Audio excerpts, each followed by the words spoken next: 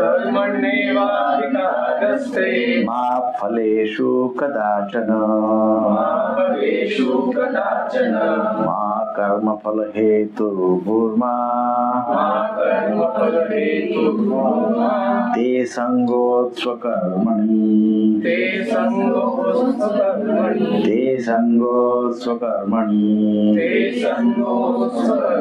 अनुवाद और तात्पर्य श्रील प्रभुपाद जी के द्वारा। श्रील प्रभुपाद की जय। तुम्हें अपना कर्तव्य करने का अधिकार है, किंतु कर्म के फलों के तुम अधिकारी नहीं हो। तुम न तो कभी अपने आप को अपने कर्मों के फलों का कारण मानो, न ही कर्म न करने में कभी आसक्त हो। तात्पर्य श्रील प्रभुपाद जी के द्वारा। श्रील प्रभुपाद की जय। यहाँ पर 3 विचारणीय बातें हैं। कर्म अर्थात स्वधर्म, विकर्म तथा अकर्म। कर्म वे कार्य है जिनका आदेश प्रकृति के गुणों के रूप में प्राप्त किया जाता है। अधिकारी की सम्मति के बिना किए गए कर्म विकर्म कहलाते हैं और अकर्म का अर्थ है अपने कार्यों को न करना। भगवान ने अर्जुन को उपदेश दिया कि वह निष्क्रिय न हो, अपितु फल के प्रति आसक्त हुए बिना अपना कर्म करे। कर्म फल के प्रति आसक्त रहने वाला भी कर्म का कारण है। इस तरह वह ऐसे कर्म फलों का भोक्ता होता है। जहाँ तक निर्धारित कर्मों का संबंध है, वे 3 उप श्रेणियों को हो सकते हैं, यथा नित्य कर्म, आपातकालीन कर्म तथा इच्छित कर्म। नित्य कर्म फल की इच्छा बिना शास्त्रों के निर्देशानुसार सत्वगुण में रहकर किए जाते हैं। फल युक्त कर्म बंधन के कारण बनते हैं, अतः ऐसे कर्म अशुभ है। हर व्यक्ति को अपने कर्म पर अधिकार है, किंतु उसे फल से अनासक्त होकर कर्म करना चाहिए। ऐसे निष्काम कर्म निसंदेह मुक्ति पथ की ओर ले जाने वाले हैं।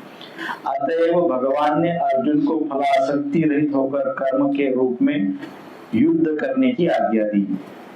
उसका युद्ध विमुख होना आसक्ति का दूसरा पहलू है। ऐसी आसक्ति से कभी मुक्ति पथ की प्राप्ति नहीं हो पाती। आसक्ति चाहे स्वीकारात्मक हो या निषेधात्मक, वह बंधन का कारण है। अकर्म पापमय है, अतः कर्तव्य के रूप में युद्ध करना ही अर्जुन के लिए मुक्ति का एकमात्र कल्याणकारी मार्ग था। ओम ज्ञानतिमिरान्धस्य ज्ञानाञ्जनशलाकया चक्षुरुन्मिलितं येन तस्मै श्रीगुरुवे नमः। श्रीचैतन्यमनोभीष्टं स्थापितं येन भूतले स्वयं रूप कदा मह्यं ददाति स्वपदान्तिकं। वन्देऽहं श्रीगुरु श्रीयुतपदकमलं श्रीगुरुन् वैष्णवांश्च। श्रीरूपं साग्रजातं सहगण रघुनाथान्वितं तं सजीवं साद्वैतं सावधूतं परिजनसहितं कृष्ण चैतन्यदेवं श्रीराधा कृष्णपादान् सहगण ललिता श्रीविशाखान्वितंश्च। हे कृष्ण करुणा सिन्धु दीनबन्धु जगत्पते गोपेश गोपिकान्त राधाकान्त नमोस्तुते। तप्त काञ्चन गौरांगी श्रीराधे वृन्दावनेश्वरी वृषभानुसुते देवी प्रणमामि हरिप्रिये। वाञ्छाकल्पतरुभ्यश्च कृपा सिन्धुभ्य एव च पतितानां पावनेभ्यो वैष्णवेभ्यो नमो नमः। जय श्री कृष्ण चैतन्य प्रभु नित्यानंद श्री अद्वैत गदाधर श्रीवासादि गौर भक्तवृंद। हरे कृष्ण कृष्ण कृष्ण हरे हरे, हरे राम राम राम हरे हरे। हरे कृष्ण कृष्ण कृष्ण हरे हरे, हरे राम राम राम हरे हरे। हरे कृष्णा कृष्णा कृष्णा हरे हरे, हरे राम राम राम हरे हरे। श्रील प्रभुपाद की जय। तो ये जो श्लोक है दूसरे अध्याय का 47वां श्लोक, ये बहुत महत्वपूर्ण श्लोक है और प्राय इसकी पहली लाइन तो सभी को पता है कि नहीं? महाभारत तो सभी ने देखा है, तो पहली लाइन तो लगभग सभी को पता है। मैं भी दूसरी लाइन पता करने में समय लगेगा। तो दूसरी लाइन बहुत महत्वपूर्ण है। इस श्लोक को अपने जीवन में यदि उतारना है तो इस श्लोक के दोनों जो पंक्तियां है, दोनों पंक्तियों के विषय में अच्छी जानकारी रखना आवश्यक है। ये दूसरा अध्याय संपूर्ण भगवत गीता का सार है और ये श्लोक दूसरे अध्याय का सार है। हाँ?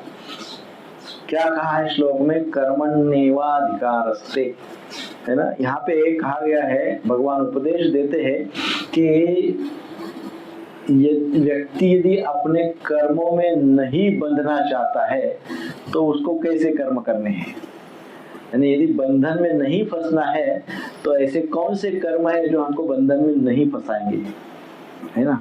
ऐसे कर्म जो हमको मुक्त रखेंगे, हमको भगवत भक्ति प्रदान करेंगे, हमको भगवत धाम भगवान सब कुछ प्रदान करेंगे।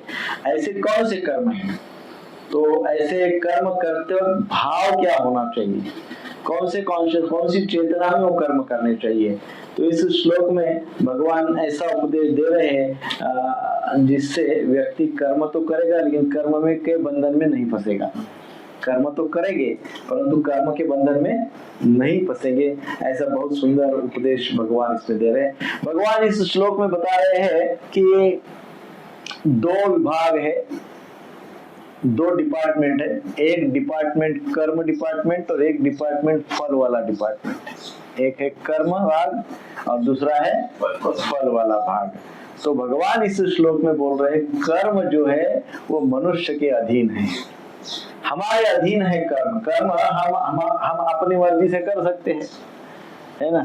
हमको कोई रोक सकता है क्या कर्म कर रहे हैं, क्या नहीं कर रहे हैं, कैसे कर्म कर रहे हैं? कोई रोक नहीं सकता है। तो कर्म हमारे अधीन है, परंतु फिर उसका जो फल है वो डिपार्टमेंट भगवान का है। फल देने का जो विभाग है वो किसके पास है? वो भगवान के पास है। सो कर्म मनुष्य के अधीन है और फल जो है वो भगवान बोलते हैं मा फलेषु कदाचन, अर्थात भगवान के अधीन है। भगवान के अधीन का दूसरा अर्थ ही है फल हमको कई बार प्रारब्ध से मिलते हैं, पूर्व कर्म से मिलते हैं, यह भी एक उसका अर्थ होता है। सो विशेषतः जो कर्मयोग की दृष्टि से मनुष्य को जो कुछ भी प्राप्त होता है, कर्म के दृष्टि से जो कुछ भी पूर्व में प्राप्त हुआ है, आज जो हमको प्राप्त होता है, जो भी वस्तु हो, विषय हो, कुछ भी जो भी हमको आज प्राप्त होता है वो अपने प्रारब्ध के अनुसार प्राप्त होता है। हम ऐसे बोलते हैं ना, हमने सुना होगा ये बात कि हम जो भी कुछ प्राप्त होता है वो प्रारब्ध के अनुसार प्राप्त होता है। अब दो बातें हम समझेंगे, संचित कर्म और प्रारब्ध कर्म और कर्म। बहुत सारी बातें इस श्लोक में, तो उन सब बातों को हम पहले समझने का प्रयास करते हैं। एक है संचित कर्म, दूसरे है प्रारब्ध कर्म, तीसरा है कर्म, चौथा है अकर्म और पांचवा है विकर्म। इतने टाइप के कर्म हैं। कौन से? संचित कर्म, प्रारब्ध कर्म, कर्म, अकर्म, विकर्म, हो गए 5। तो 5 प्रकार से हम 5 प्रकार के बातों को हम समझने का प्रयास करेंगे।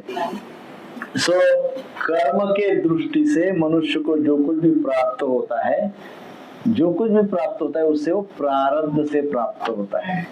तो संचित कर्म और प्रारब्ध कर्म क्या है ना, वो हम लोग उसकी चर्चा करते हैं। संचित कर्म अर्थात ऐसे कर्म जो हमने पूर्व में किए हैं। हाँ, ऐसे कर्म जो हमने पूर्व में किए हैं। कब किए हैं? पूर्व के जीवन में या पूर्व के समय में हमने जो कर्म किए हैं उसको संचित कर्म कहते हैं।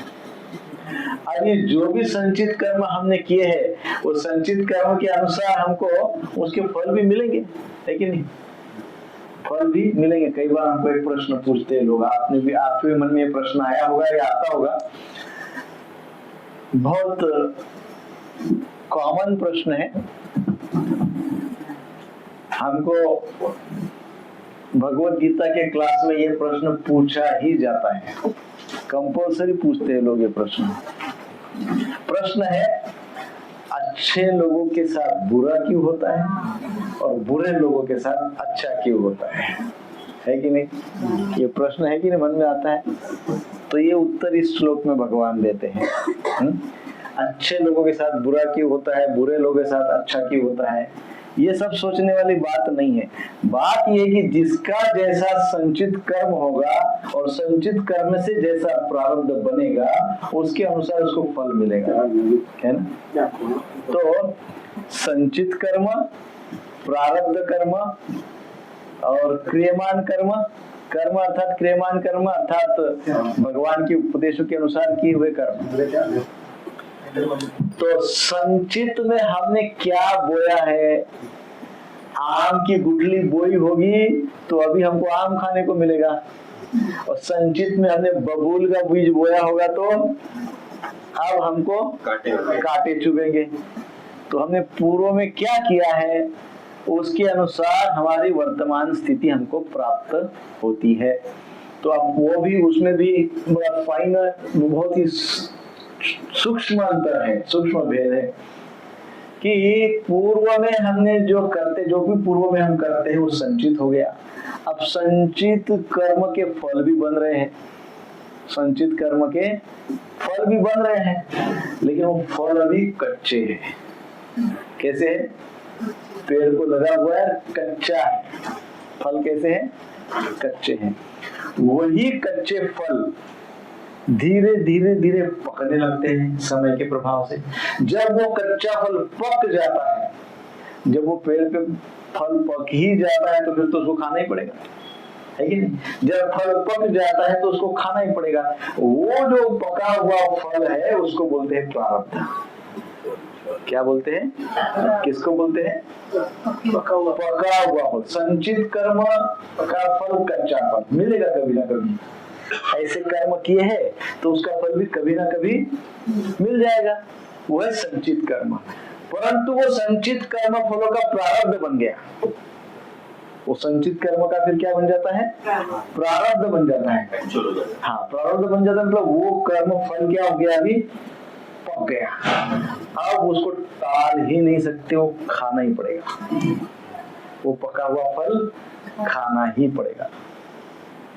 जब तक कच्चा फल है, जब तक कर्म फल कच्चे है अर्थात प्रोसेस में है, तब तक हमको अवसर है उन कर्म फलों को नष्ट करने का, वो अवसर प्राप्त है। परंतु एक बार वो कच्चे फल का पका फल बन गया तो प्रकृति बोलती अब तो आपको खाना ही पड़ेगा, अर्थात अब तो उसको भोगना ही पड़ेगा, अब भोगना ही पड़ेगा।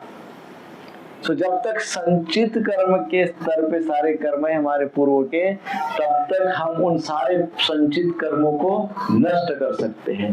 कैसे नष्ट कर सकते हैं? तो कलयुग में बताया गया है, हरे नाम एव केवलम कलो नास्तेव नास्तेव नास्तेव गतिरन्यथा। कलयुग में युग धर्म जो है, कलयुग का जो धर्म है वो हरिनाम संकीर्तन, भगवान के नामों का जप करने से सारे कर्म नष्ट हो जाते हैं। ब्रह्म संहिता में ब्रह्मदेव भगवान की स्तुति करते हुए बोलते हैं, कर्माणि निर्दहति किंतु च भक्ति भाजाम। कर्मों का दहन कर सकते हैं संचित कर्मों का, पर कैसे? किंतु च भक्ति भाजाम, केवल भक्ति के द्वारा कर्मों को नष्ट किया जा सकता है, संचित कर्मों का नाश किया जा सकता है, ऐसे हमारे शास्त्र बताते हैं। तो संचित कर्म हो गया। जो संचित कर्म से मान लो हमको अभी अच्छी परिस्थिति मिल गई, तो अब हमको जो अच्छा समय मिल गया है, हमको सारी परिस्थिति पर अनुकूल मिल गई, सब कुछ सही मिल गया, हमको समझ भी अच्छी है, सब कुछ अच्छा है। तो अब हमने दिए हुए समय का सदुपयोग करना चाहिए। हमको जो समय मिला है, हमको जो फ्रीडम मिला है, स्वतंत्रता मिली है हमको, उसका क्या करना चाहिए? सदुपयोग करना चाहिए, उसको यूज करना चाहिए, है ना। उसका मिसयूज कदापि नहीं करना चाहिए। और जो उस समय का सदुपयोग करता है उसी को पुरुषार्थ कहते हैं। समय के सदुपयोग करने वाले को ही कहा गया है कि ये पुरुषार्थ का पालन कर रहा है, यही पुरुषार्थ है ना। पुरुषार्थ का अर्थ क्या है? नीति नियम से जीवन जीते हुए यश को प्राप्त करना, सक्सेसफुल लाइफ जिसको कहते हैं उसको पुरुषार्थ कहते हैं, सक्सेसफुल लाइफ। एंड सबको सक्सेसफुल चाहिए, किसको फेल्ड लाइफ चाहिए क्या? हाँ, किसी को भी असफल जीवन नहीं चाहिए, सबको जीवन को सफल बनाना है। सफल बनाना है तो क्या करना है?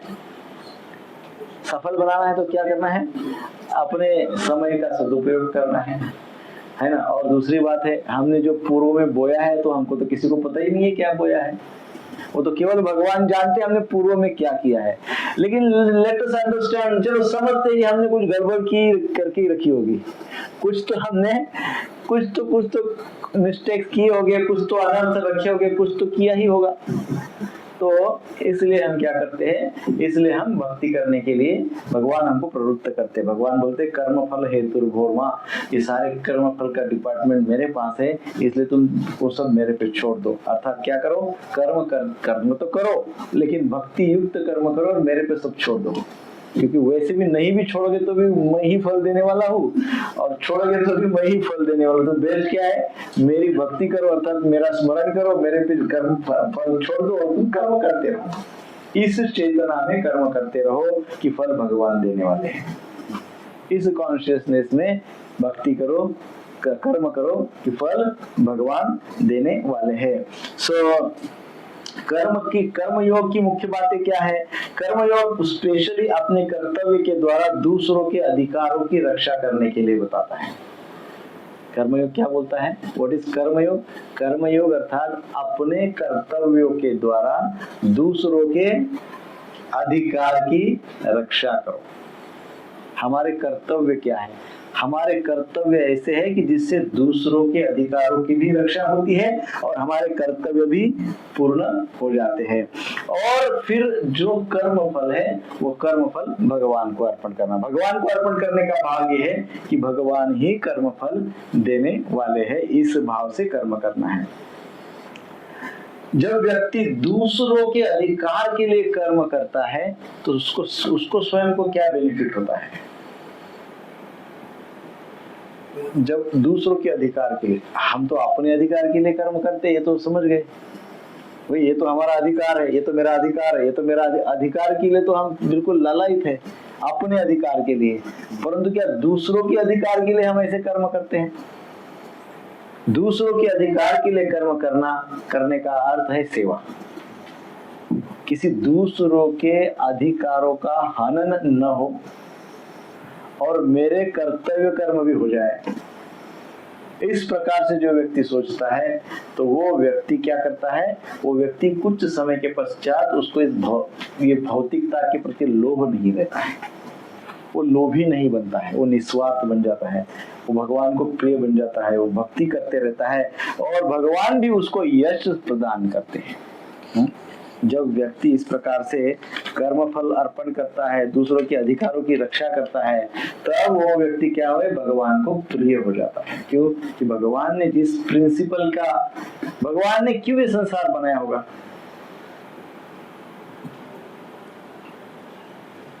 भगवान ने ये सारा संसार क्यों बनाया होगा? बहुत डिफिकल्ट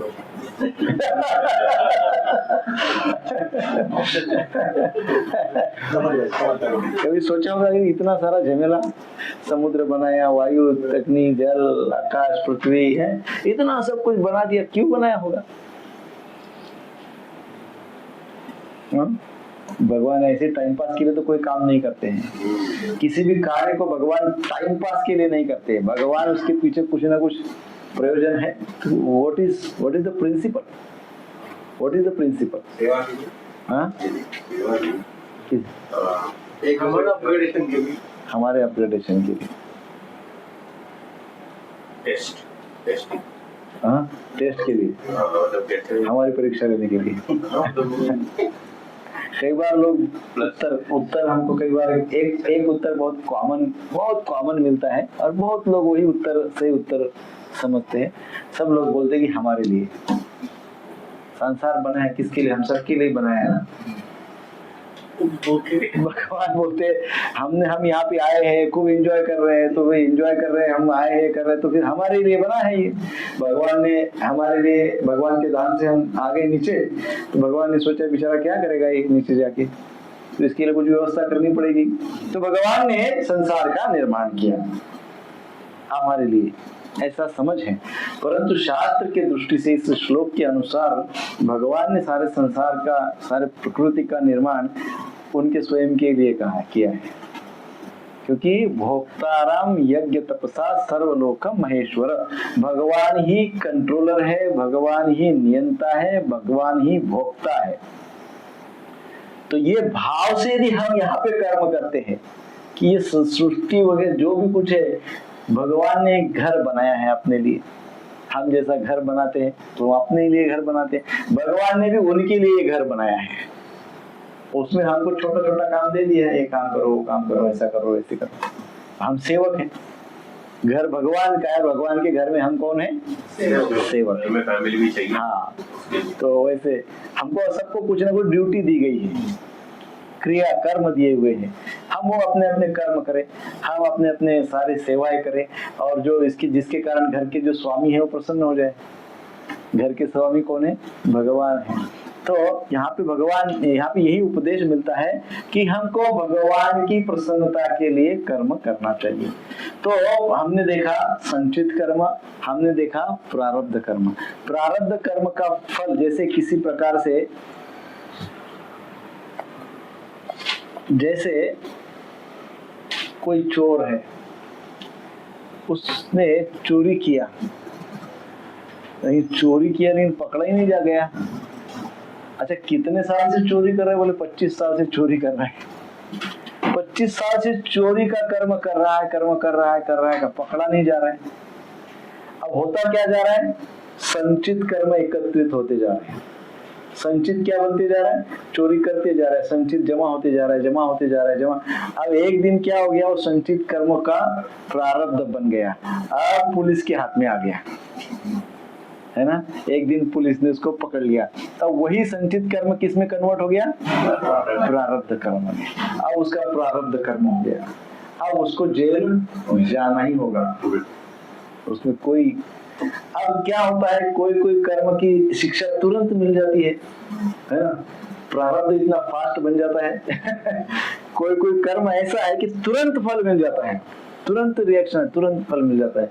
जैसे हम रास्ते पे चल रहे हैं और रास्ते पे चलते चलते हमने किसी को एक चाटा लगा दिया, ऐसे ही रास्ते पे चल रहे हैं, है ना, और चलते चलते हमने क्या किया, कोई व्यक्ति को एक जोर से थप्पड़ मार दिया। कर्म किया ना हमने, एक जोर से थप्पड़ मार दिया, फल कब मिलेगा? तो ऐसे कुछ कर्म है जिसका फल तुरंत मिल जाता है, और कुछ कर्म जैसे चोर है, चोरी करते ही जा रहा है, उसको फल नहीं मिल रहा है जल्दी, है ना। उसका संचित बन रहा है, धीरे धीरे संचित बन रहा है, फिर संचित का धीरे धीरे प्रारब्ध बन रहा है ना, और फिर प्रारब्ध का फिर फल आ रहा है, फिर उसको जेल हो रही है। तो ऐसे कुछ कर्मों का फल थोड़ा डिले, जजमेंट थोड़ा डिले हो जाता है, फल थोड़ा लेट मिलता है। वैसे ही और भी कुछ ऐसे कर्म हैं, जैसे किसी व्यक्ति ने बड़ा जघन्य अपराध किया, जो कोर्ट केस चल रही है 20 साल 25 साल केसी चलती रहती है, परंतु अंत में फांसी हो गई। अंत में 25 साल बाद जजमेंट आया, फांसी हो गई, है ना, इतना डिले हो गया। ऐसे कुछ कर्म उससे भी डिले कर देते हैं। कुछ कर्म ऐसे होते हैं उससे भी ज्यादा लेट फल देते हैं, और डिले फल प्राप्त होता है, और लेट फल प्राप्त होता है। कैसे? कर्म बिगाड़े हुए, कौन से कर्म कर रहे? अब इसमें आया है, वर्णन आता है कुकर्म, विकर्म। क्या बोला गया है? विकर्म। विकर्म अर्थात ऐसे कर्म जो शास्त्र के प्रतिकूल है, शास्त्र के विरुद्ध है, धर्म के विरुद्ध है, नियम के विरुद्ध है, नीति के विरुद्ध है, उसको कहा गया विकर्म। विरुद्ध कर्म समझिए उसको, विकर्म। विकर्म अर्थात नीति, शास्त्र, धर्म, नियम सबके विरुद्ध है ना, उसको कहा गया है विकर्म। तो कोई व्यक्ति मान लो विकर्म कर रहा है,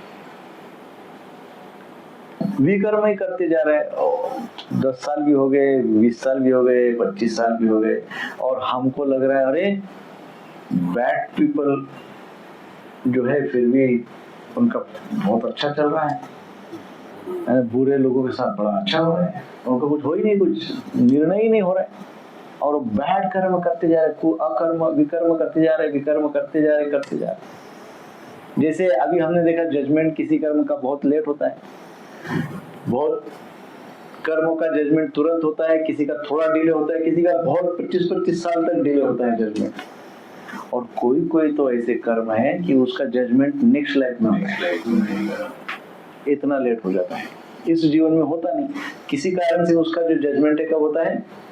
आगे के जीवन में होता है ना। तो ये कर्म छोड़ता किसी को नहीं है, फल तो मिलेगा ही। सो वो कैसे मिलेगा? वो फिर अगले जन्म में मिलेगा। तो सो इसलिए कदापि ये ना सोचे कि जो बुरे लोग हैं उनके साथ अच्छा होता है, चलो अपन भी कुछ बुरा करते हैं है कि नहीं? क्योंकि बुरा करने वाले को बुरा ही फल मिलेगा। वो कब मिलेगा इसके ऊपर, इसके लिए भगवान बोल रहे कर्मण्येवाधिकारस्ते मा फलेषु कदाचन, वो भगवान डिसाइड करेंगे, फल जरूर देंगे, कब देंगे, कब देना है वो भगवान का डिपार्टमेंट है, ऐसे इस श्लोक में बताया गया है। तो अब हम पूछेंगे भगवान ऐसा क्यों करते हैं, भगवान वैसा क्यों करते हैं? भगवान है, स्वच्छंद है, वो ऐसा ही करते हैं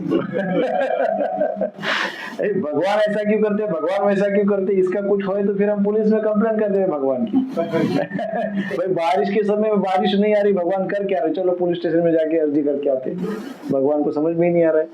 तो ऐसे तो नहीं चलता है, भगवान स्वच्छंद है, इसीलिए तो भगवान है। तो भगवान अपने अनुसार निश्चित रूप से फल प्रदान करते हैं, कब प्रदान करना है ये भगवान का विषय है, ऐसे इस श्लोक में बताया गया है। सो विकर्म हो गया, विकर्म अर्थात कौन सा कर्म? विरुद्ध कर्म, शास्त्र के विरुद्ध कर्म।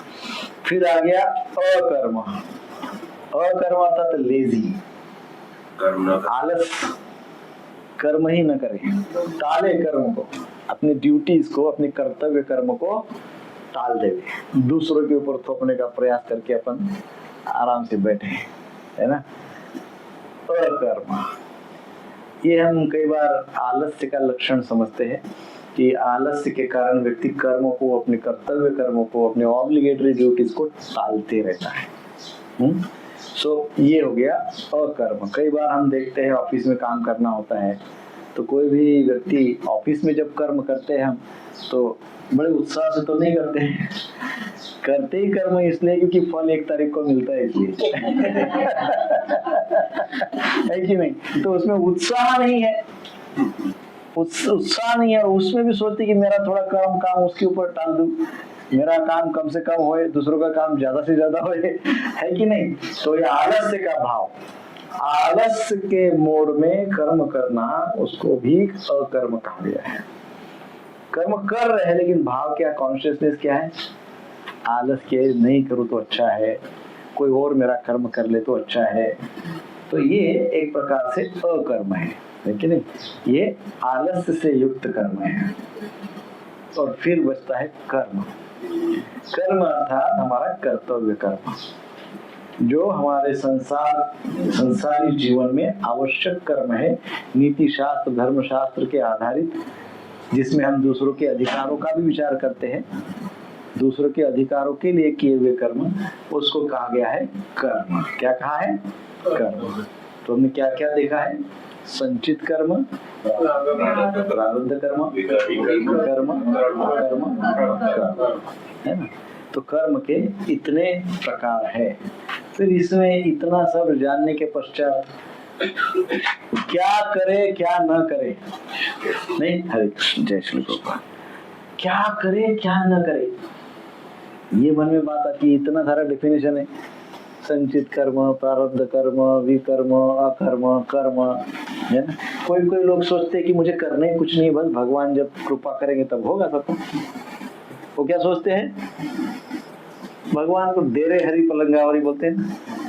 हम आराम से पलंग पे सो रहे हैं और हरी हरी कर रहे हैं और सोच रहे कि जब भगवान को देना है तब देंगे। मैं तो हरी हरी करता हूँ, है कि नहीं।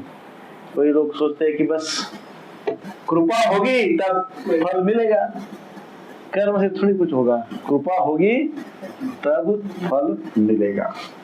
ऐसा होता तो अर्जुन को भगवान युद्ध करने के लिए बोलते ही नहीं। अर्जुन को बोलते चलो तुम कुछ मत करो, ये लो कृपा। ऐसा हो गया है? एक किसान होता है कि नहीं। किसान क्या करता है, किसान खेती को तैयार करता है अच्छे से मेहनत करके, फिर उसमें बीज बोता है। पहली बात क्या है, बीज बोना। पहले वो बीज बोता है, फिर वो जब बीज बोया जाता है उसके ऊपर बारिश, वर्षा ऋतु की प्रतीक्षा करता है, बारिश की प्रतीक्षा करता है। फिर बारिश होती है, फिर बीज अंकुरित होता है, उसका एक प्रकार से प्लांट बन जाता है, फिर वृक्ष बन जाता है, फिर उसको फल आता है और फिर एक समय होने के पश्चात वो फल हमको प्राप्त होता है। तो ये जो किसान का उदाहरण है, इसमें बीज बोना वो कर्म है। हाँ? बीज बोना कर्म है, बारिश होना ये कृपा है। बारिश होना कृपा है। मैं कर्म किया, मैंने बीज बोया, मैंने अपना कर्म किया, लेकिन कृपा ही नहीं होगी तो फल नहीं मिलेगा। कृपा ही नहीं होगी तो फल नहीं मिलेगा। और बहुत कृपा हो रही है, समझो बहुत बारिश हो रही है, लेकिन मैंने बीज ही नहीं बोया, मैंने बीज ही नहीं बोया, बारिश तो हो रही है अपने समय पे, तो क्या मुझे फल मिलेगा? क्योंकि मैंने क्या नहीं किया, अपना कर्म नहीं किया। मान लो मैंने अपना कर्म भी किया था, बीज को भी बोया और कृपा भी हो रही है, मतलब बारिश भी हो रही है, लेकिन मेरे पास पेशेंस नहीं है, मुझे तुरंत फल चाहिए। अभी मैंने बोया, कल मेरे को फल चाहिए तुरंत। सहनशीलता शून्य, नो टॉलरेंस, कोई सहनशीलता नहीं, बिल्कुल तुरंत। मुझे सहन ही नहीं कुछ करना है, मुझे तुरंत चाहिए रिजल्ट, तुरंत फल चाहिए। संभव है क्या?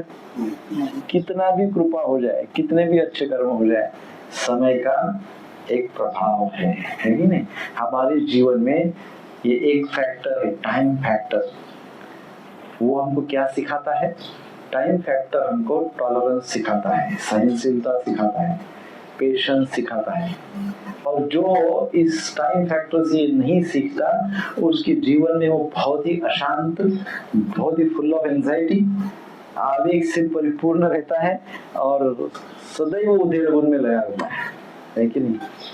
सो ये हमको क्या सीखना चाहिए कि हमको अपने कर्म करना है, कर्म को अवॉइड नहीं कर सकते, कर्म करना है। कैसे कर्म करना है? नीति शास्त्र पे आधारित कर्म करना है, धर्म पे आधारित कर्म करना है। हमको अपने कर्म करना है, अर्थात बीज को बोना है, बरोबर है। फिर भगवान की कृपा होगी, कृपा के लिए कुछ करना है, कृपा के लिए भगवत नाम का जप करना है, भगवान के नाम का जप करना है। हरे कृष्ण कृष्ण कृष्ण हरे हरे, हरे राम राम राम हरे हरे। तो कृपा प्राप्त हो, इसलिए आध्यात्मिक स्तर पे कुछ प्रोग्रेस करना है। कलयुग में आध्यात्मिक स्तर की प्रोग्रेस केवल हरिनाम से प्राप्त हो सकती है, तो हमको हरिनाम का जप करना है।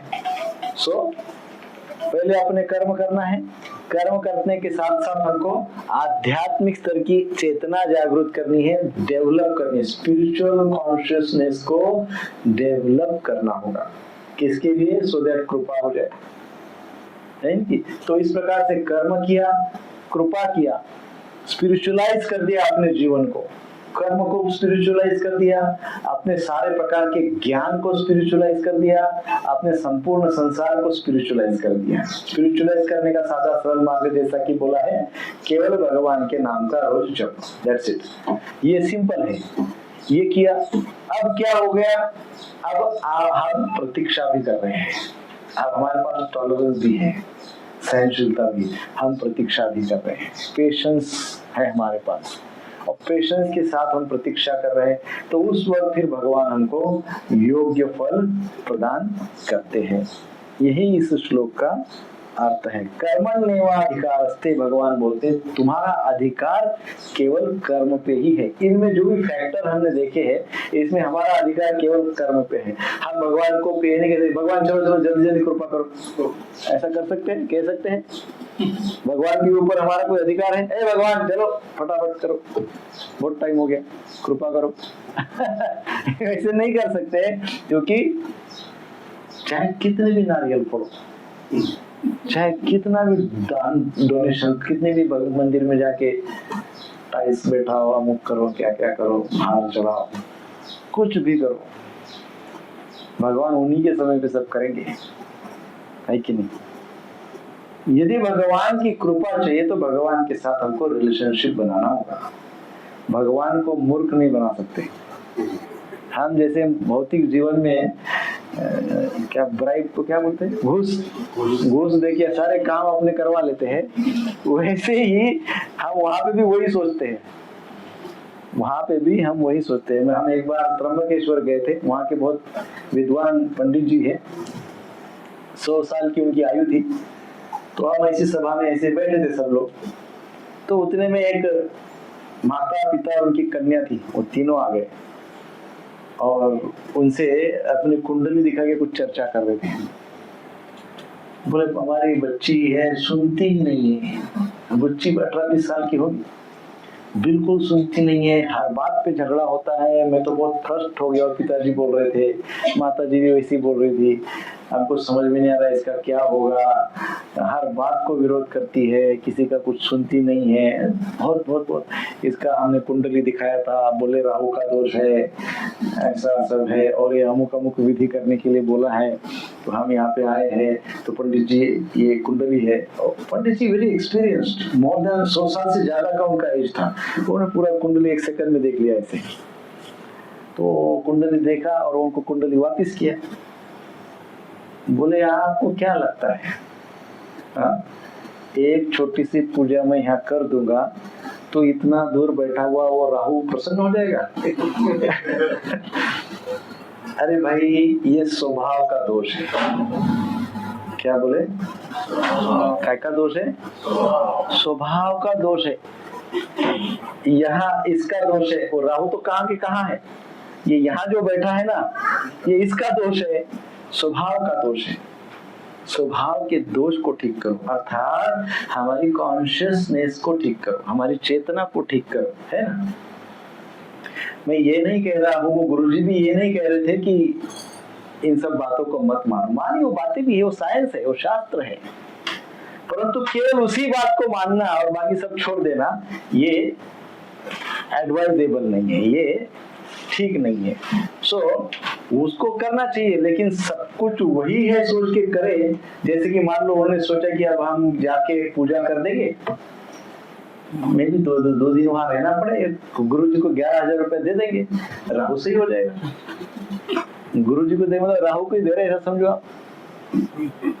राहु को कुछ पानी जल अर्पण करेंगे, दूध अर्पण करेंगे, कुछ मिठाई भोग लगा देंगे, 2-4-5 मंत्र ग्लोरीफाई कर देंगे, है ना, थोड़ा सा ग्लोरिफिकेशन कर देंगे और राहु शांत हो जाएगी, हमारी बच्ची सही हो जाएगी। कितने देर की बात है? ज्यादा 4-5 घंटे की बात। 20 साल से बच्ची गड़बड़ कर रही है और 5 घंटे में वो सही हो जाएगी। Is it possible? नहीं पॉसिबल है। यद्यपि कुंडली शास्त्र है, गलत नहीं है, सही है। वो हमारी मनोदशा को दर्शाता है। जितने भी ग्रह है, नवग्रह या इत्यादि जितने भी ग्रह है, वो भगवान की सेवा में पूरी सृष्टि में बहुत अच्छे से उनका कार्य कर रहे हैं। वो तो उनका कार्य बहुत अच्छे से कर रहे, हम बिगड़ रहे। दोष तो शनि को दे रहे, बिगड़े हुए हम हैं। और दोष किसको दे रहे हैं? शनि को दे रहे हैं। कैसे बिगड़े? हमारी कॉन्शियसनेस, पोल्यूटेड कॉन्शियसनेस। शॉर्टकट हमको चाहिए, पेशेंस नहीं, है ना। सो वो जितने भी ग्रह हैं उनका कार्य क्या है, वो करते क्या है, इस पूरे कॉस्मिक सिस्टम जो है हमारी, ये पूरे ब्रह्मांड के जो नीति नियम है, ये जो लिंक है, उसमें ये ग्रह तारे करते क्या है? ये ग्रह तारे भगवान के लिए काम करते हैं। भगवान जैसा यहाँ पे बोले हैं ना, भगवान ने कि फल मैं देता हूँ, तो भगवान सारे लोगों के लिए सारे टाइम अपने आप को ऐसा एंगेज नहीं रखते हैं। ये कार्य, फल देने का कार्य भी भगवान ने आउटसोर्स कर दिया है। वो आउटसोर्स किसको कर दिया है? ये सारे ग्रहों को। ये ग्रहों को बोला गया है कि ये लोग कर्म करते हैं, इनके संचित बनते हैं, फिर इनके प्रारब्ध बनते हैं, फिर इसके फल बनते हैं। वो फल तुम अपने पास रखो, और जब इनको देना है तब इनको वो फल उनके तक पहुंचा देना। तो ग्रह क्या करते हैं? हमारे कर्मों के फल हम तक पहुंचा देते हैं, है ना, भगवान की आज्ञा से। वो क्या करते हैं? हमने जो पूर्व में किया है उन कर्मों का फल वो उनके पास रहता है, भगवान के पास रख देते हैं। भगवान बस सैंक्शन कर देते हैं, और फिर वो सैंक्शन किए हुए फल वो शनि अमुक धमुक को सब अपने पास रखते हैं। वो सोचते कि अब इसको कब दूं फल, कब दूं फल। तो मान लो ग्रह शांति किया गया आपने, तभी ज्यादा से ज्यादा यदि सक्सेसफुली किया आपने ग्रह शांति बहुत अच्छे से, तो हो क्या सकता है ज्यादा से ज्यादा वो आज देना है तो बोले ठीक है यार इतना किया कल दे दूंगा आज रे इससे ज्यादा वो उसको डिजॉल्व नहीं कर सकता है, क्योंकि उनके पास है। वो क्या करेंगे उसका? आपके कर्म फल वो थोड़ी खाएंगे वो थोड़ी भोगेंगे। शनि वगैरह कोई ग्रह हमारे कर्म फल थोड़ी ना वो भोगेंगे, वो बस हमसे पास रखेंगे, है कि नहीं? आप पास रख सकते हैं। तो इसलिए हमारे शास्त्र के आधारित हम यदि भक्ति करते हैं तो हम हमारे शास्त्र की ज्ञाता हो जाएंगे। हमको शास्त्र ज्ञाता होना है, शास्त्र का ज्ञान हमको चाहिए, नहीं तो हम हर चीज में फंसते जाएंगे और अंत में हमारे ही धर्म को हम बदनाम करेंगे। मेरे ऐसा कभी होता है कि दूसरे धर्म वाले इसलिए हमारे धर्म की चेष्टा करते हैं, हंसी मजाक उड़ाते हैं, क्या ऐसा करते हैं, क्या वैसा करते हैं, क्योंकि हम ही को प्रॉपर योग्य जो शास्त्र में लिखा है वैसा ज्ञान हमको नहीं, क्योंकि शास्त्र का पाठ नहीं करते हैं। तो इसलिए गीता का पाठ करना चाहिए, बहुत जरूरी है।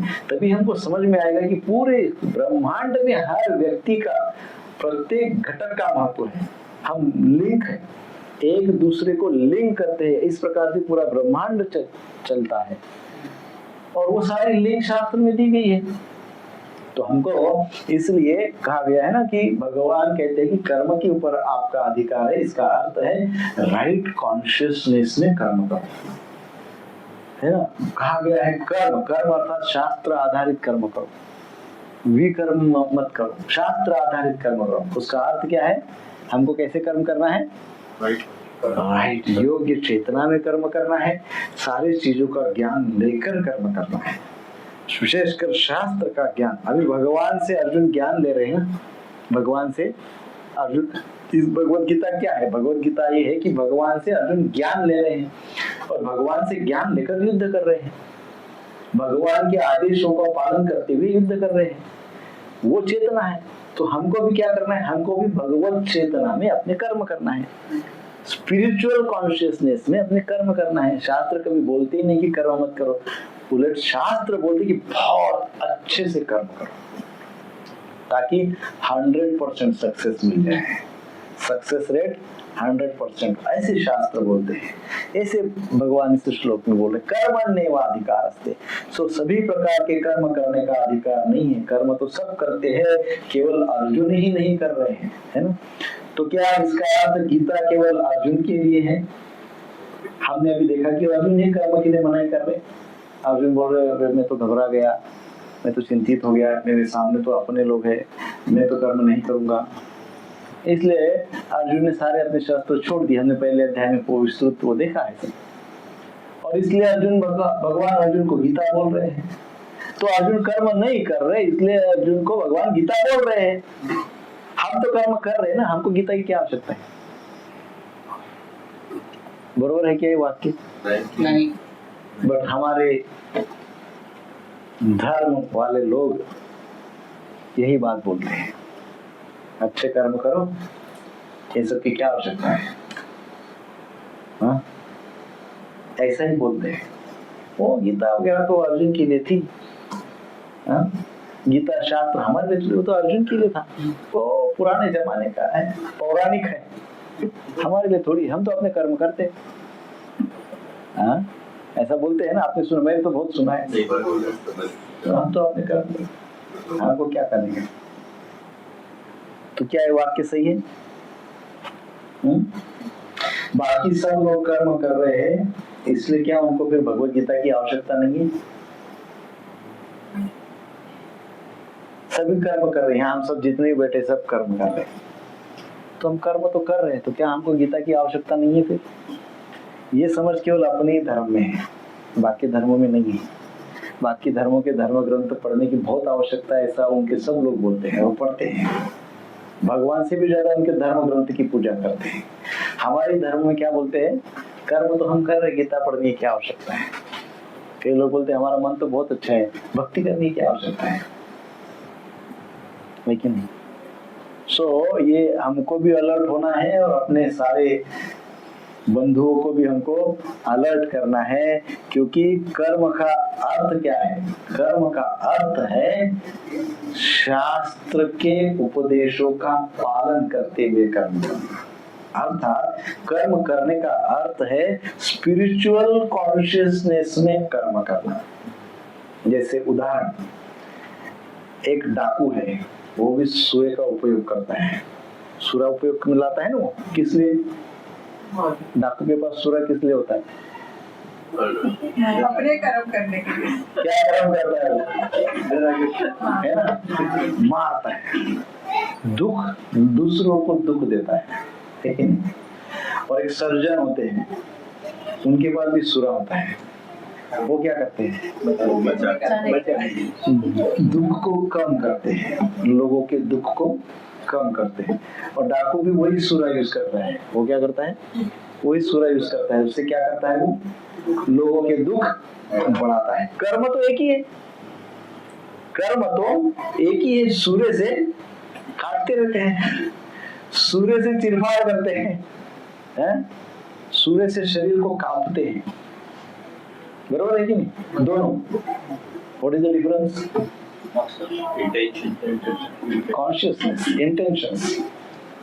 Intention behind action is more important than action. Intention behind action is more important than action. कर्म के पीछे जो उद्देश्य है, वो उद्देश्य बहुत महत्वपूर्ण है। अर्जुन ने भी लाखों लाखों लोगों को मारा, सैनिकों को मारा, और दुर्योधन ने भी हजारों लाखों सैनिकों को मारा। दुर्योधन को क्या बोलते हैं? आतताई बोलते हैं, अधर्मी बोलते हैं, आतताई बोलते हैं। अर्जुन को महात्मा बोलते हैं। हाँ, क्यों ऐसा? कर्म तो दोनों ने सेम किए, कर्म तो दोनों ने सेम किए, परंतु कर्म करने के पीछे जो इंटेंशंस थे, जो उद्देश्य थे, वो सेम नहीं है। तो यहाँ पे हमसे भगवान को क्या अपेक्षित है? भगवान के आदेशों पे, शास्त्र के आदेशों पे निर्भर होकर कर्म करने का अर्थ है योग्य चेतना में, with right intentions, pure consciousness and right intentions के साथ कर्म करना, शुद्ध चेतना और योग्य उद्देश्य के साथ कर्म करना। ये हमारा धर्म हमको सिखाता है, ये भगवत गीता हमको सिखाती है, और ये हमको पता होना चाहिए। ऐसा नहीं है कि हम कर्म कर रहे तो हमको शास्त्र की आवश्यकता नहीं है। हम कर्म कर रहे, परंतु क्या हम योग्य चेतना में कर रहे हैं? और चेतना को आप अपग्रेड, हम नित्य अपग्रेड कर सकते हैं। चेतना को नित्य क्या कर सकते हैं? हम अपग्रेड, अपने कॉन्शियसनेस को प्योर प्योर, मोर प्योर, मोर प्योर, मोस्ट प्योर। जितना हम अपनी चेतना को शुद्ध स्तर पे ले जाएंगे, उतना हम पीस एंड ब्लिस, परम शांति और आनंद का अनुभव करेंगे। और जितना हम निचले स्तर पे रहकर कर्म करेंगे, चेतना के एकदम निचले स्तर पे रहकर कर्म करेंगे, उतना ही हमारे जीवन में एंजाइटी आएगी, आवेग आएंगे, शांति और आनंद का अनुभव नहीं होगा। कर्म वही कर रहे हैं, परंतु हम योग्य चेतना से कर्म करते हैं, डेवलप कॉन्शियसनेस के साथ कर्म करते हैं, तो हमको उसी जीवन का आनंद प्राप्त होता है, अगले जीवन में भी आनंद प्राप्त होता है, भगवान नित्य हमारे साथ रहते हैं, है ना। इस प्रकार से इस श्लोक में हमको समझ में आता है। तो कई बार हम अधिकारी व्यक्ति का सुनते नहीं है, यहाँ पे अधिकारी व्यक्ति है कृष्ण। तो दूसरा तो अर्थ यह भी है कि यदि हम अधिकारी व्यक्ति अर्थात कृष्ण की सुने और कर्म करें, है ना, जो ऑथेंटिकेट है, मतलब जो एकदम अधिकारी है, प्रामाणिक है और सर्वज्ञाता है, उनके उपदेशों के अनुसार कर्म करें। जैसे ऑफिस में कोई सीनियर अथॉरिटी रहते हैं तो उनके अनुसार ही कर्म करते हैं ना, वो जैसा बताते हैं वैसे हम कर्म करते हैं, लेकिन तो कोई एक्सपीरियंस है उनके अनुसार कर्म करते हैं। अब यहाँ पे कृष्ण कौन है? कृष्ण तो वो है जो सर्व कारण कारण है, जिसने ये मैनुअल बनाया, भगवत गीता रूपी मैनुअल बनाया संसार का, ये मैनुअल है। ये पूरा जो ब्रह्मांड जो इसका बनाया गया, ब्रह्मांड को ब्रह्मांड बनाकर उसका एक बुक भी, एक सादा आप ये सब म्यूजिक से माइक लिया हमने, खरीद किया, ये जो भी माइक खरीद किया उसके साथ इसका मैनुअल भी भेज दिया होगा कंपनी ने कि इसके साथ ये मैनुअल है, इसको पढ़ो और इसको यूज करो, प्रॉपर अप्लाई करो। वैसे ही प्रकृति का निर्माण हुआ, निर्माण होते से ही इसका मैनुअल बनाया गया।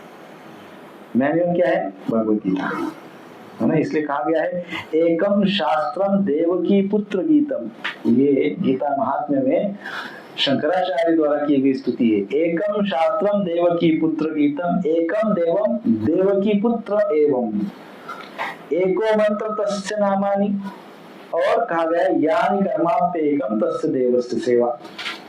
कहा गया है एकम शास्त्रम देवकी पुत्र गीतम, अर्थात ये एक ही शास्त्र है जो देवकी पुत्र का गीत है, देवकी पुत्र ने गाया है, देवकी पुत्र कृष्ण जो गाया है वो एक ही शास्त्र है। इसका अर्थ ये है कि फिर बाकी शास्त्र है ही नहीं, ऐसे नहीं।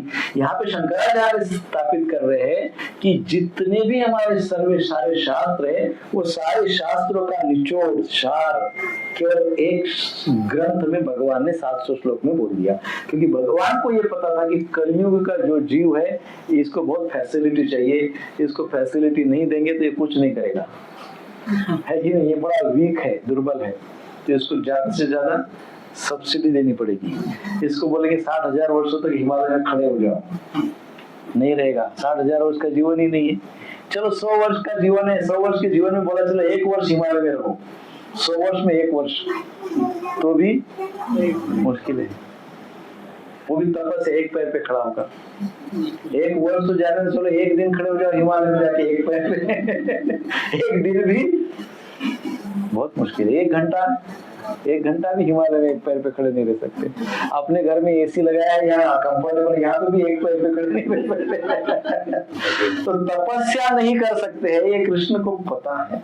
इसलिए सारे संपूर्ण शास्त्र को एक भगवत गीता में अवतरित कर दिया, समराइज कर दिया, है ना। इसलिए शंकराचार्य भी बोलते हैं कि ये एक शास्त्र को अच्छे से पढ़ो, समझो। फिर क्या कहते हैं? एकम देवम देवकी पुत्र एवं, और कैसे पढ़ो इस शास्त्र को? तो 7वें श्लोक में, दूसरे अध्याय के 7वें श्लोक में अर्जुन जैसे बोलते हैं, कार्पण्य दोषो प्रोत स्वभाव पृच्छामि त्वां धर्म सम्मूढ़चेता। बोले कार्पण्य दोषो, मैं कृपण हो गया हूँ, मैं गलित गात्र हो गया हूँ, मैंने अपना बहुत दिमाग चलाया, मैंने अपना सब कुछ, अब मुझे कुछ समझ में नहीं आता, अब मैं थक चुका हूँ हे कृष्ण, अब मैं आपको समर्पित होता हूँ, मैं आपके चरणों में समर्पित होता हूँ हे कृष्ण। अब आप मुझे बताइए सही क्या है, गलत क्या है, और सीधे सरल भाषा में बताइए, घुमा फिरा के मत बताइए, सरल बताइए क्या सही है मेरे लिए, है ना। तो इस प्रकार से एकम देव देवकी पुत्र में, केवल हम भगवत गीता पढ़ रहे हैं, ऐसे तो बहुत लोगों ने भगवत गीता लिखी है, हजारों लोगों ने भगवत गीता लिखी है, परंतु भगवत गीता लिखी है और भगवत गीता लिखना और भगवत गीता पढ़ना, इसमें क्या भाव होना चाहिए? तो कहा गया है एकम देवम देवकी पुत्रमेव, कि ये भाव से गीता पढ़ो कि हम कृष्ण को सरेंडर हो गए, समर्पित है। कृष्ण हम आपके चरणों में समर्पित है। जब अर्जुन ने 7वां श्लोक बोला दूसरे अध्याय में, कार्पण्य दोषों तो स्वभाव, उसके बाद कृष्ण ने ज्ञान देना शुरू किया। तो इसलिए गीता का सार क्या है? गीता का सार तत्व है समर्पण, सरेंडर। जब अर्जुन ने कार्पण्य दोषों से श्लोक बोला दूसरे अध्याय का 7वां, तब 18वें अध्याय में कृष्ण बोलते हैं सर्वधर्मान परित्यज्य माम एकम शरणं व्रज अहम त्वां सर्व पापेभ्यो मोक्षयिष्यामि मा शुचः। तब कृष्ण बोलते हैं कि तुम मुझे शरण आए हो तो सारा कुछ छोड़ दो, सब दिमाग में से निकाल दो, कुछ मत रखो। माम एकम शरणं व्रज, केवल मेरे अकेले को शरण आ जाओ, फिर क्या होगा? मैं तुम्हारे सारे पापों से तुमको मुक्त कर दूंगा और तुम्हें मैं नित्य के लिए प्राप्त हो जाऊंगा। ऐसे भगवान बोलते हैं। तो यहाँ पे भी वही बोल रहे हैं कि हमको इस भाव में भगवान का अध्ययन करना है, भगवत गीता का अध्ययन करना है, भगवान के प्रति समर्पित। जो गीता का वक्ता है कौन है? कृष्ण है ना। तो उनके प्रति जब तक हमारा समर्पित भाव नहीं है तब तक हमको ज्ञान मिलेगा नहीं। समर्पण के भाव से ही ज्ञान मिलता है, नम्र भाव से ही ज्ञान की प्राप्ति होती है। एको मंत्र तस्य नामानि, तो भगवत गीता में कृष्ण आगे बोलते हैं अनन्य चिंतयन्तो माम सततम कीर्तयन्तो माम, भगवान बोलते हैं मेरे नाम का जप करो। शंकराचार्य हमको बता रहे हैं कि एको मंत्र तस्य नामानि, वो एक मंत्र है, भगवान का नाम एक मंत्र है। और फिर क्या कहते हैं? यानी कर्माप्य एकम तस्य देवस्य सेवा, और कर्म भी एक कर्म तो मस्ट होना ही चाहिए हमारे जीवन में, वो एक कर्म तो हम सबने करना ही चाहिए। तस्य नामानि सेवा, उनका सेवा, भगवान का सेवा। तस्य देवस्य सेवा, था सेवा कितने भी प्रकार की हो सकती है। भगवान को पंचोपचार पूजा कर सकते हैं, धूप दीप आरती लगा सकते हैं, वो भी एक सेवा है। भोग लगाने की भी एक सेवा है। कुछ भी नहीं तो भगवान का नाम जप करना भी भगवान की सेवा है, सबसे उत्कृष्ट सेवा है ना। तो इस प्रकार से युद्ध करना अर्जुन का अधिकार है और युद्ध में फल देना कृष्ण का अधिकार है ना। तो हमको इस श्लोक से यही समझा है कि हम अच्छे चेतना में कर्म करें, शुद्ध चेतना में कर्म करें, भगवत गीता के चेतना में रहकर कर्म करें और कर्म फल को भगवान की ओर सौंप दें। तो हम आज के श्लोक में क्या क्या सीखे हैं ये हम समराइज करते हैं। कर्म को हम सेवा समझे और उस प्रकार से करें तो सेवा में आलस्य नहीं होना चाहिए, सेवा नित्य नियम से होना चाहिए। प्रभुपाद जी तात्पर्य में कहते हैं अतएव भगवान ने अर्जुन को फलासक्ति रहित होकर कर्म करने की अर्थात युद्ध करने की आज्ञा दी। उनका युद्ध विमुख होना आसक्ति का दूसरा पहलू है। ऐसी आसक्ति से कर्म मुक्ति प्राप्त नहीं होती। तो कर्म से भागना नहीं चाहिए, कर्म में आलस्य नहीं दिखाना चाहिए और कर्म अर्थात सेवा भाव से करनी चाहिए। कर्म करते वक्त स्पिरिचुअल कॉन्शियसनेस होनी चाहिए। इतनी बातें तो हम इसमें सीखे हैं। हरे कृष्ण कृष्ण कृष्ण हरे हरे, हरे राम राम राम हरे हरे। सो आज का हम जो भी चर्चा किए है उसको समराइज करें। क्या चर्चा हुई है? हमें अपना नित्य कर्म करना है, मतलब कर्म के बंधन में नहीं फंसना है। कर्म हमको नित्य हमारे जो है वो करना है, परंतु बंधन में नहीं फंसना है। कैसे होगा?